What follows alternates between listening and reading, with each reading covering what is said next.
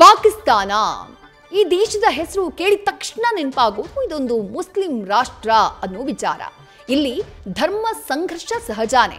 ಪಾಕ್ನಲ್ಲಿ ಅಲ್ಪಸಂಖ್ಯಾತರಾಗಿರೋ ಹಿಂದೂಗಳಿಗೆ ಉನ್ನತ ಸ್ಥಾನಮಾನಗಳಿಲ್ಲ. ಆದರೆ ಇದು ಮೊದಲ ಬಾರಿಗೆ ಹಿಂದೂ ಸಮುದಾಯದ ವ್ಯಕ್ತಿಯೊಬ್ಬರು ಪಾಕಿಸ್ತಾನದಲ್ಲಿ ಪೊಲೀಸ್ ಯೂನಿಫಾರ್ಮ್ನ ಧರಿಸಿದ್ದಾರೆ. ರಾಜೇಂದರ್ ಮೇಘವಾರ್ ಅನ್ನುವಂಥ ವ್ಯಕ್ತಿ ಪೊಲೀಸ್ ಆಫೀಸರ್ ಆಗಿದ್ದಾರೆ. ಅವರು ಆ ಹುದ್ದೆಗೆ ಏರಿರುವಂತಹ ಫೋಟೋಗಳನ್ನು ಗಮನಿಸ್ತಾ ಇದ್ದೀರಿ. ಸಹಾಯಕ ಪೊಲೀಸ್ ವರಿಷ್ಠಾಧಿಕಾರಿಯಾಗಿ ಇವರು ಪಾಕಿಸ್ತಾನದಲ್ಲಿ ನೇಮಕರಾಗಿದ್ದಾರೆ. ಹಿಂದೂ ವ್ಯಕ್ತಿಯೊಬ್ಬರಿಗೆ ಪಾಕಿಸ್ತಾನದಲ್ಲಿ ಸದ್ಯ ಪೊಲೀಸ್ ಅಧಿಕಾರಿಯ ಹುದ್ದೆಯನ್ನ ನೀಡಲಾಗಿದೆ. ಈ ಮೂಲಕ ಇತಿಹಾಸವನ್ನ ಸೃಷ್ಟಿ ಮಾಡುವಂತಹ ಕೆಲಸವನ್ನ ರಾಜೇಂದರ್ ಮೇಘವಾರ್ ಅವರು ಮಾಡಿದ್ದಾರೆ.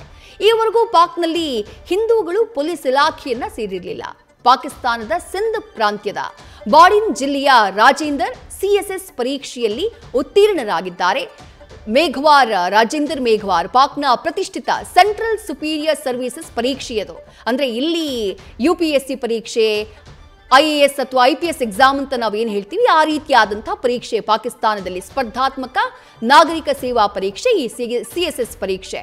ಫೈಸಲಾಬಾದ್ನ ಸಹಾಯಕ ಪೊಲೀಸ್ ವರಿಷ್ಠಾಧಿಕಾರಿಯಾಗಿ ರಾಜೇಂದರ್ ಮೇಘವಾರ್ ಈಗ ಆಯ್ಕೆಯಾಗಿದ್ದಾರೆ.